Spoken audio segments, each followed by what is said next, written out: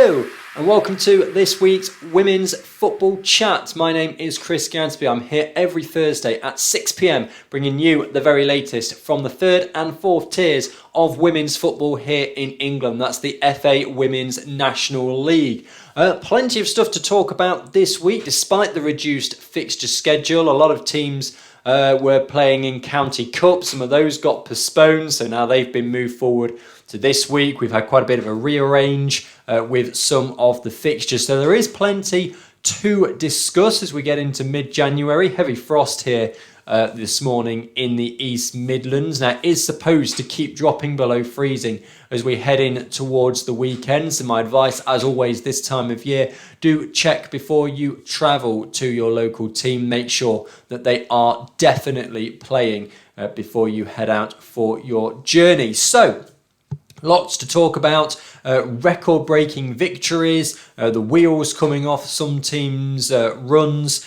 so there are plenty of results to go through. Let's start with the Northern Premier Division. Oh yeah, just as well, bookcase, haven't been able to go and get it yet, so you've got the board and no green screen for another week. Northern Premier Division, ASC Fylde 1, Nottingham Forest 12.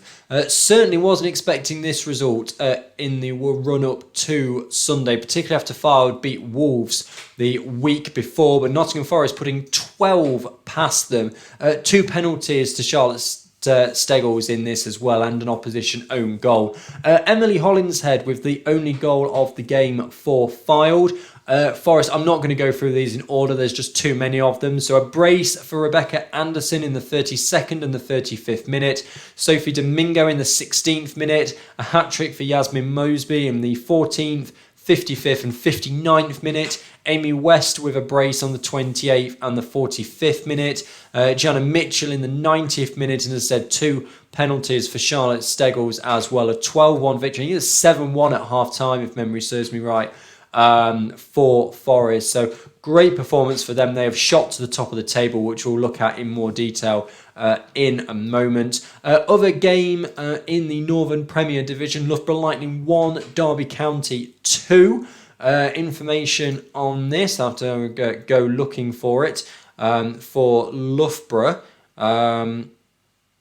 doesn't say who scored the goal, but goal for Loughborough in the 93rd minute. Derby were 2-0 up in this game. Amy Sims in the 55th minute. Emily Joyce in the 68th minute put them 2-0 in front. Loughborough did get a goal back, as said, in added time at the end of the game, but they weren't able to get anything from it. Let's have a look then at the Northern Premier Division table. It does mean that Forest go to the top of the table. They're level on points with Wolves. They have a game in hand, but that goal difference now, 11 in one game, means that their goal difference of 31 in comparison to Wolves' of 19, as it stands at the moment, is almost an extra point for Forest. Now, interestingly, because fixtures have moved around, particularly for Wolves, their cup game against Huddersfield, their cup quarter-final, that was meant to be this weekend, because Huddersfield are in County Cup now this weekend and Wolves are in FA Cup next weekend. It's a fortnight until they can play that cup quarter-final, which means Wolves' next league game is on the 12th of February against Forest. And Forest have got 2 more games to play in the league between now and then. So Forest will actually have played a game more than Wolves by the time these two sides meet. Now, it does mean, of course, that Forest could put themselves 6 points clear of Wolves by the time the two sides meet. But that game feels very, very important for the context of not just that one game, but the league itself. And don't rule out Burnley as well. They've got a game in hand on Wolves, and they're only 3 points behind Forest. Burnley, of course, yet to lose this season in the league. So they are, far from out of the mix as well. You see there on the league table, if you're watching the video version, they are 3 points behind the top 2. They have a game in hand on Wolves, and if Wolves, for example, were to beat Forest in that game, then Burnley could really pull themselves into it as well. So I think it's a 3-horse race. Derby, I feel, are too far back at the moment, because you look at it and you look at the fact, Wolves, for example, have dropped 8 points from the first half of their season. They would need to drop another 8 points and Derby to go absolutely perfect in the second half of the season on current form for Derby to pull themselves into that fight. So I feel it's a three-horse race in the Northern Premier Division. Elsewhere, Derby have pulled themselves from 5th to 4th with that win over Loughborough. They're now ahead of Huddersfield Town on goal difference. A single goal puts them in 4th, but Huddersfield have 2 games in hand. Southern Premier Division, just one game to talk about in the south. Portsmouth 1, Ipswich Town 0. Portsmouth getting the only goal of the game in this one just before half-time, and Asa Harney in the 43rd minute with the only goal of the game in this one. What it means for the table is that Portsmouth put themselves ahead of Watford. They're now 5 points behind Oxford, but they're up into second. Watford have 2 games in hand, yes, but Portsmouth now in second, 3 points clear of Watford, Ipswich and Billericay Town. Oxford, as I said, they're still 5 points out in front. They didn't play this weekend in the league. Ipswich then in 4th. It was always going to be a close game with 2 sides so close towards the top of the table there. But yeah, Portsmouth getting the better of Ipswich by that lone goal puts them into second in the Southern Premier Division, and that's their halfway point as well. Some teams in the south still a long way away from that, down towards the bottom there. Milton Keynes Dons have only played 8 so far this season, and they are still in the League Cup as well. They've got Watford coming up, so it's going to be a while until they can get to the halfway point. Very busy second half of the season for Milton Keynes Dons. Let's have a look at Division 1 North. Again, similar situation in the sense there's only one game to talk about. It's Chorley 0, Hull City 2. Goals in this one to Hull City coming to Ellie Tanser and Katie Thompson. What it means for the league table in Division 1 North is that Hull climb 1 place. They're above Leeds United now. So Hull are in 6th. They do have, they have played 2 games more than Leeds United. There is only 1 point between the 2 sides as well. Chorley, they remain safe for now. They are 4 points above the bottom 2. Bradford City have a game in hand on them, so that gap could reduce down to 2. But Chorley have played a game more than Merseyrail. Personally, I'm looking forward to, as you can see, in a few weeks' time when we get past these latest spell of cups, it's 6 fixtures per league again, and we start to get the league moving because it feels very stagnant at the moment. Some of these teams, for example, and we'll get on to in Division 1 Midlands, Solihull Moors, who played their first league game for 3 months this weekend. And it has just felt extremely stagnant throughout the winter months. So looking forward to getting more games going again. But that's the situation currently in Division 1 North. Let's have a look at Division 1 Midlands then.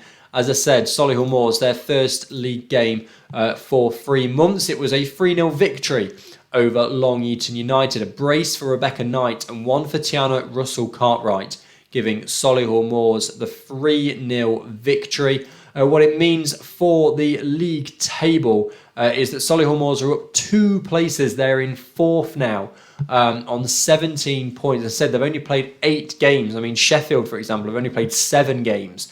Division 1 Midlands really falling behind the rest of the FA Women's National League. So very busy second half of the season for a lot of these sides. Of course, it's easier for them, for want of a better phrase, because they can go into May a lot easier than some of the teams in the Premier Divisions because of that playoff final that has a set date. Whereas, of course, if necessary, we don't want it, but if necessary, games can go right up to that date in Tier 4 to make sure that we get promotions decided and all the rest of it. I hope there are some that go down to the final day because we had that last year and it was absolutely brilliant. Solihull Moors up 2 places. They're in 4th now, 17 points. They're a point ahead of Sporting Cowser and Leafield Athletic. Their opponents, Long Eaton United, remain at the bottom. They're 6 points away from safety. They're now at the midway point of their season. A minus 69 goal difference, though, it's that is another point, or maybe, well, yeah, it's another point, that goal difference. So it's almost as though they're 7 points away from safety. So they need a couple of wins in the second half of the season. Division 1 South East, there weren't any games, so there's no table to look at either. So let's have a look at Division 1 South West, where perhaps the most surprising result, well, it would have been the most surprising result had Forest not scored 12, came in Wales. Cardiff City 0, Moneyfields 4. Cardiff City, who of course were perfect up to this point, have now lost that. Moneyfields getting 2-0 up inside the first 22 minutes. Kimberly Whitcomb in the 18th, Gemma Simmons in the 21st, and then Charlie Wilson-Wilton in the 33rd minute. So Moneyfields 3-0 up by half-time in this game. Cardiff seemingly stunned a bit. Jade Widows then in the 57th minute put Moneyfields 4-0 up. A very convincing victory for them in the end. Other game to talk about in Division 1 South West is Swindon Town against AFC St Austell. Now, this was a kind of heartbreaking result for St Austell, really. They lose by 4-3.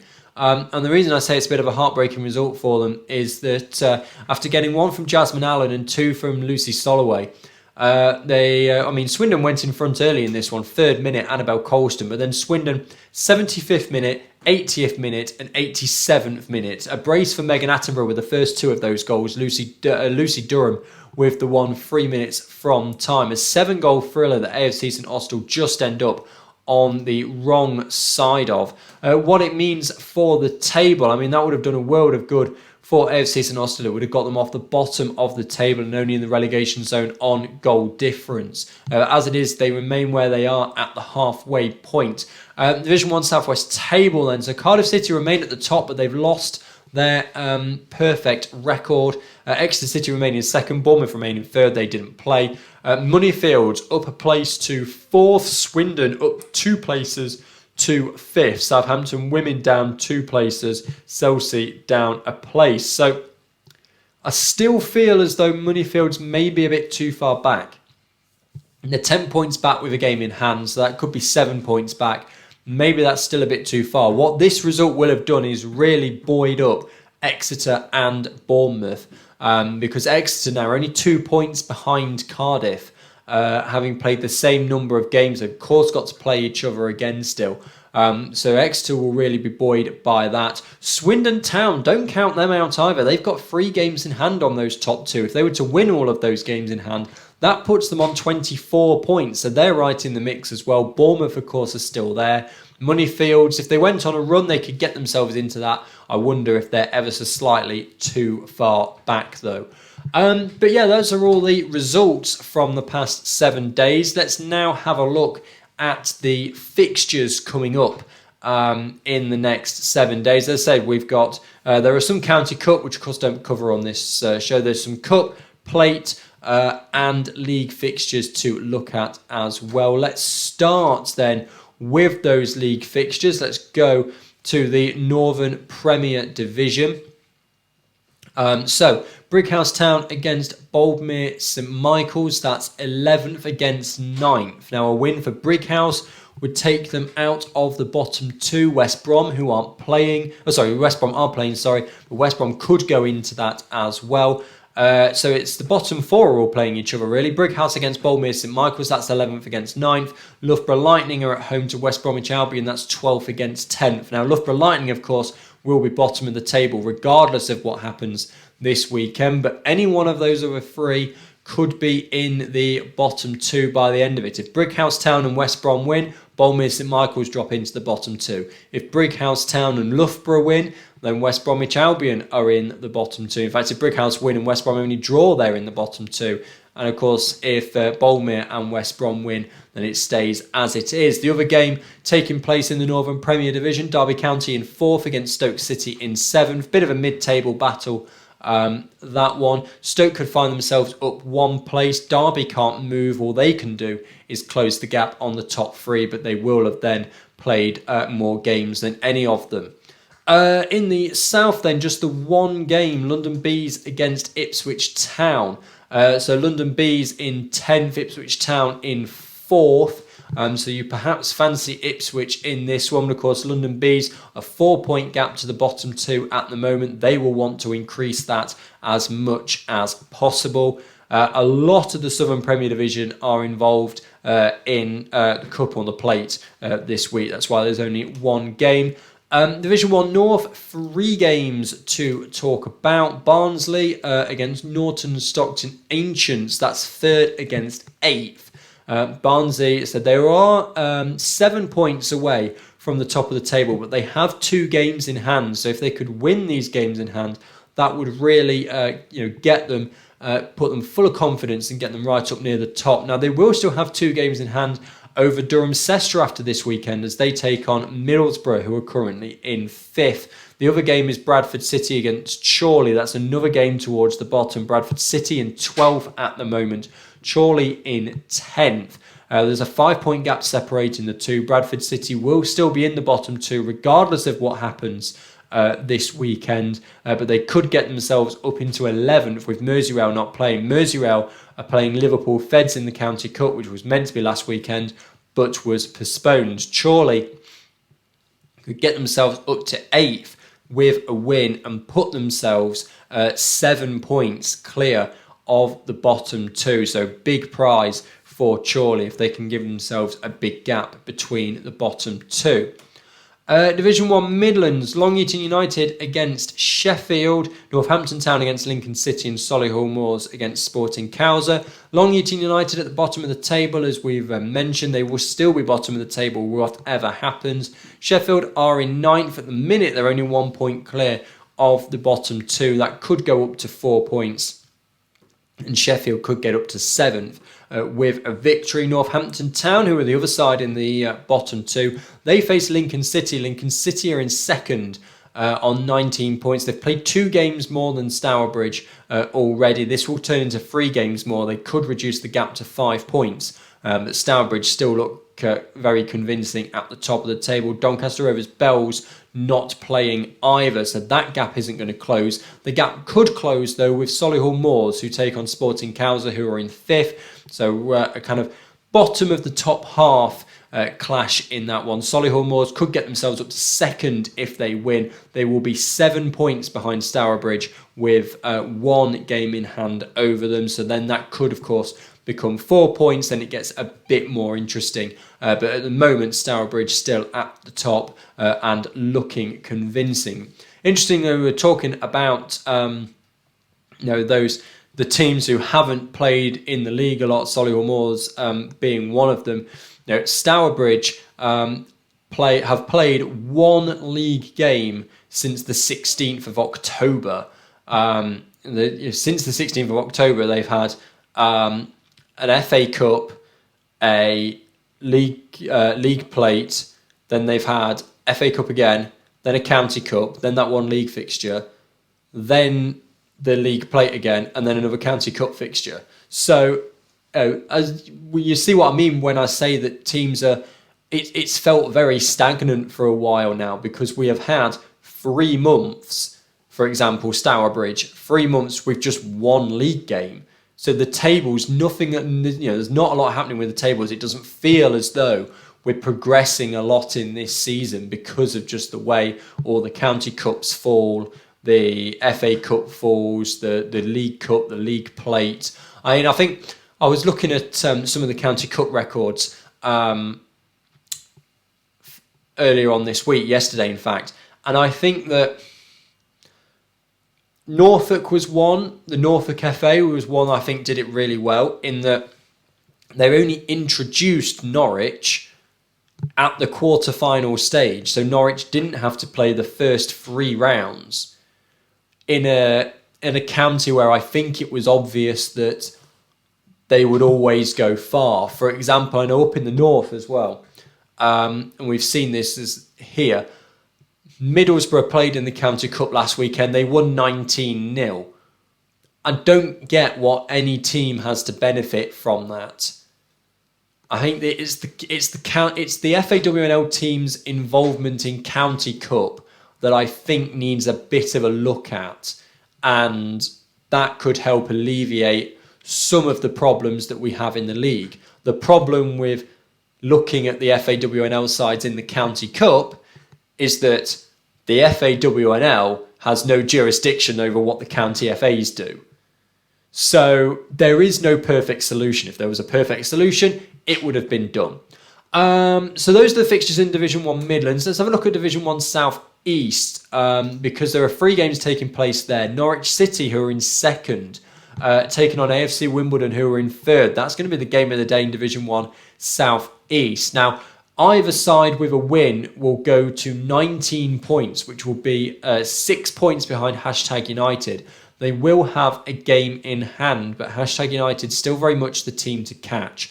Actonians against Cambridge United is 4th versus 7th, so that's just a bit of a mid-table game there, really. Actonians, with their goal difference being superior, would get up to 3rd if the Norwich and Wimbledon game doesn't end as a draw.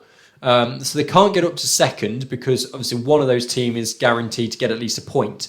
So Actonians can get up to 3rd with their superior goal difference. Cambridge United, if they were to beat Actonians, because Ashford Town and London Seaward aren't playing, Cambridge United would go from 7th to 4th if they won. So that's an incentive for them. And then Queen's Park Rangers away at Cheshire United, that's 9th against 8th.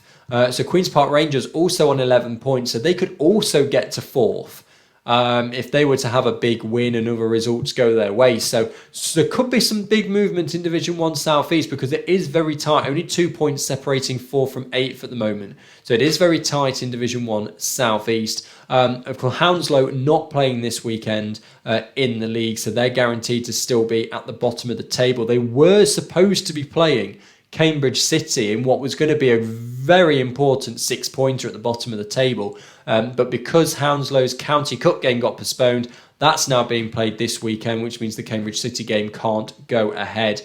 So that vital 6-pointer is going to have to wait for another week. Finally, for league games, Division 1 South West, Cardiff City against Swindon Town. So, of course, if Swindon can take points off Cardiff City as well, then that gets very interesting at the top of Division 1 South West. Swindon currently in 5th, but with 3 games in hand. Cardiff, of course, at the top. Maidenhead United in 11th against AFC Bournemouth, who are in 3rd. Maidenhead United, plenty of games in hand over Larkhall Athletic that they're trying to catch. If they were to beat Bournemouth, they'd be level on points. But I would suspect that the goal difference would still keep them in the bottom 2. But they would still have 2 games in hand over Larkhall Athletic. Bournemouth, of course, particularly after seeing Cardiff lose this weekend, will try and put the pressure on as much as possible, although they have played a game more than the Welsh side. Finally, Chelsea against Exeter City. Chelsea in 7th. Exeter City in 2nd. Exeter City could go top this weekend if Cardiff lose and Exeter win. Chelsea would jump up a couple of places potentially, at least one anyway, with a victory because of their goal difference over Southampton women. So they're currently in 7th. They could go 6th, maybe even 5th if that Cardiff result goes their way. That's it for league fixtures. Let's have a look at the cup games now then that are taking place this weekend. We've got the FAWNL Cup and Plate quarter-final. So all Tier 3 sides in the Cup. Burnley against Nottingham Forest in the Northern section. That, of course, is 1st against 3rd in the Northern Premier Division. So that's going to be a really tight game, you would suspect. It was, I think Burnley were the side, if I remember correctly, that beat... Oh, it was a 1-1 draw in the league between those two sides. And that was at Burnley as well earlier on in the season. Of course, it can't be a draw this time. There will be a winner.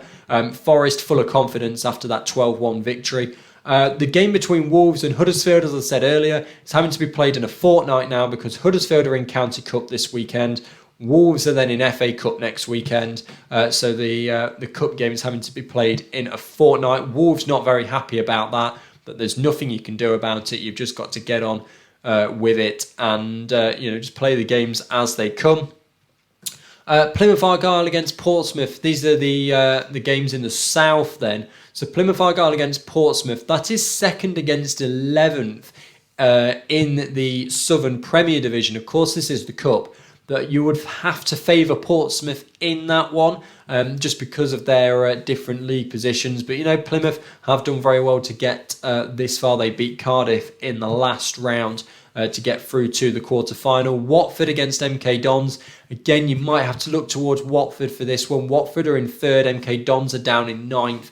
Watford having the much better season. So I suspect, if I was a betting man, that those are the teams I would go for. Of course, when we get to the semi-final, it's nationalised. So it wouldn't necessarily be, Watford against Portsmouth and, the winners of the other two. The other two are in the north. It's more difficult for me to call, because Burnley and Forest, first and third, Wolves and Huddersfield, second and fifth. It is a difficult one to call. In the plate, it's a bit more spread out. So you've got AFC FAWNL, of course, of Tier 3, taking on Leeds United of Division 1 North. And also Hull City of Division 1 North taking on Stourbridge of Division 1 Midlands. Then in the south, Crawley Wasps against Cheltenham Town. That's all Tier 3. Then Southampton Women. Sorry, I know because I haven't got the green screen, you can't see. Southampton Women's against Billericay Town. Billericay Town, of course, Tier 3. Southampton Women in Tier 4. So yes, that will do it for this week's Women's Football Chat. Thank you very much for joining me. As I said, hopefully in the next few weeks it will be a bit more substantial, because we'll have these league games coming through. We'll have the results to talk about as teams start to get towards kind of the end of February, March time, and we're getting to kind of 4 or 5 games to go with a lot of these teams as well. Then I'll be able to start having a look at the run-ins of some of these teams. Who's likely to prevail in that relegation battle? Who's likely to just get over the line and get into the division above? So that's my favourite time of the season as well. I can appreciate, as I've said, with the leagues being so stagnant this time of year, that there's not a great deal to talk about. But as ever, thank you very much for watching and or listening this week's Women's Football Chat. Keep supporting your local women's football team, of course, but this time of year, check before you travel, because some venues are moving. For example, tonight there's a County Cup game between Sheffield and Barnsley, and they have moved the venue this morning because of the weather to get the game on. So do check before you travel, but keep supporting your local women's football team. Thank you very much for watching and or listening, and goodbye.